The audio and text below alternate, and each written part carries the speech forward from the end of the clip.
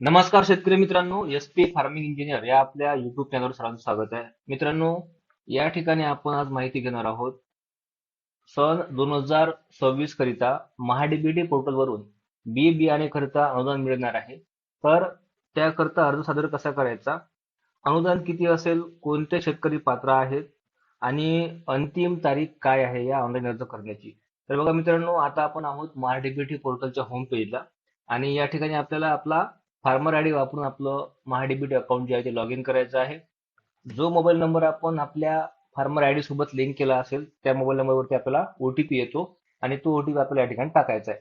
तर बघा, ही जी योजना आहे खरीप हंगाम 2026 महाडीबीटी पोर्टल बियाणे योजना, तर यामध्ये वैयक्तिक शेतकरी तसेच नोंदणीकृत शेतकरी गट यांना सुद्धा लाभ मिळणार आहे. तर या ठिकाणी सर्वप्रथम आपल्याला आपला फार्मर आयडी टाकून आपलं महाडीबीटी अकाउंट जे आहे ते लॉग इन करायचं आहे. तर बघा मित्रांनो, लॉग इन केल्यानंतर तुम्हाला अशा प्रकारचं पेज दिसेल. आता खरीप हंगाम 2026 महाडीबीटी पोर्टल बियाणे योजना ही कोणासाठी आहे, तर वैयक्तिक शेतकरी तसेच नोंदणीकृत शेतकरी गट.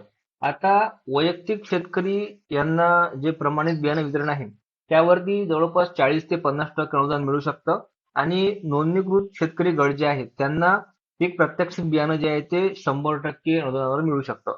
तर या ठिकाणी आपल्याला बी बियाणे वितरण, प्रात्यक्षिक, फ्लेक्सी घटक, औषधे आणि खते या टॅबमध्ये जायचं आहे. इथं बाबी निवडा हे ऑप्शन तुम्हाला दिसेल, यावरती क्लिक करायचं आहे.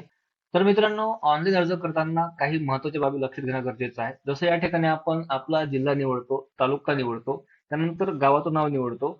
तर आपला जो फार्मर आयडी आहे आणि सर्वे नंबर आहे तो या ठिकाणी येतो. त्यानंतर आपला टोटल एरिया किती आहे, आपलं क्षेत्र किती आहे ते सुद्धा या ठिकाणी येतं. आता इथं अर्ज करताना वेगवेगळ्या जिल्ह्याकरता वेगवेगळं बियाणं मिळणार आहे. तर या ठिकाणी बघा, आपल्याला हंगाम निवडायचा आहे खरीप, त्यानंतर घटक निवडायचा आहे. तर यामध्ये आपल्याला प्रमाणित बियाणे वितरण हे निवडायचं आहे आणि नंतर पीक प्रकार जो आहे तो गळीत धान्य हा सर्वांसाठी कॉमन आहे. आता इथं पीक निवडताना बघा, सोयाबीन, सूर्यफूल, भुईमूग, तीळ असं वेगवेगळ्या प्रकारचं बियाणं आहे. तर या ठिकाणी जेव्हा आपण हा घटक निवडतो, जर मी सोयाबीन निवडलं आणि या ठिकाणी क्षेत्र टाकलं, तर क्षेत्र निवडताना आपल्याला कमीत कमी 20 गुंठे आणि जास्तीत जास्त 1 हेक्टर एवढं क्षेत्र आपल्याला निवडायचं आहे. जर आपण या ठिकाणी 3 हेक्टर टाकलं आणि माझं टोटल क्षेत्र जे आहे ते 2.15 आहे, पण या ठिकाणी मी 3 हेक्टर टाकत आहे. तर बघा, तुम्हाला अशा प्रकारची एक स्क्रीनवरती मेसेज दिसेल, सदर पिकासाठी अर्ज क्षेत्र किमान 0.2 हेक्टर ते जास्तीत जास्त 1 हेक्टर पर्यंत, बरोबर. तर या प्रमाणात आपल्याला या ठिकाणी आपलं क्षेत्र टाकायचं आहे. दुसरी गोष्ट, या ठिकाणी मी जर सूर्यफूल, भुईमूग किंवा तीळ यापैकी कुठलं बियाणं निवडलं, तर त्या ठिकाणी मला एक वेगळ्या प्रकारचा मेसेज दिसेल. बघा, या ठिकाणी मी क्षेत्र टाकत आहे. तर बघा, योजनेच्या मार्गदर्शक सूचनानुसार आपल्या जिल्ह्यातील अर्जदारांना या पिकासाठी अर्ज सादर करता येणार नाही. म्हणजे पर्टिक्युलर जिल्ह्यांसाठी वेगवेगळे त्या ठिकाणी पिकं आहेत. जसं अमरावती जिल्ह्याकरता सोयाबीन या पिकाचं बियाणं मिळणार आहे. तर बघा मित्रांनो, या ठिकाणी आपला तालुका, जिल्हा, गावाचं नाव निवडल्यानंतर आपल्याला हंगाम निवडायचा आहे खरीप हंगाम, त्यानंतर घटक निवडायचा आहे प्रमाणित बियाणे वितरण आणि पीक प्रकार जो आहे तो गळीत आहे. अमरावती जिल्ह्यातील शेतकरी असतील किंवा शेतकऱ्यांना ही गोष्ट ट्राय करूनच कळेल की आपल्या जिल्ह्याकरता कुठलं बियाणं आहे, तर ते बियाणं निवडायचं आहे आणि या ठिकाणी तुम्हाला तुमचा एरिया टाकायचा आहे. आता महत्वाची गोष्ट, ज्या शेतकऱ्यांनी याआधी 2025-26 मध्ये जर या घटकाचा लाभ घेतलेला असेल, तर त्या शेतकऱ्यांना परत या घटकाचा लाभ मिळणार नाही. आता मागच्या वर्षी आम्ही सोयाबीनच्या घटकाकरता लाभ घेतलेला होता आणि आम्हाला जवळपास 100% अनुदान मिळालं होतं.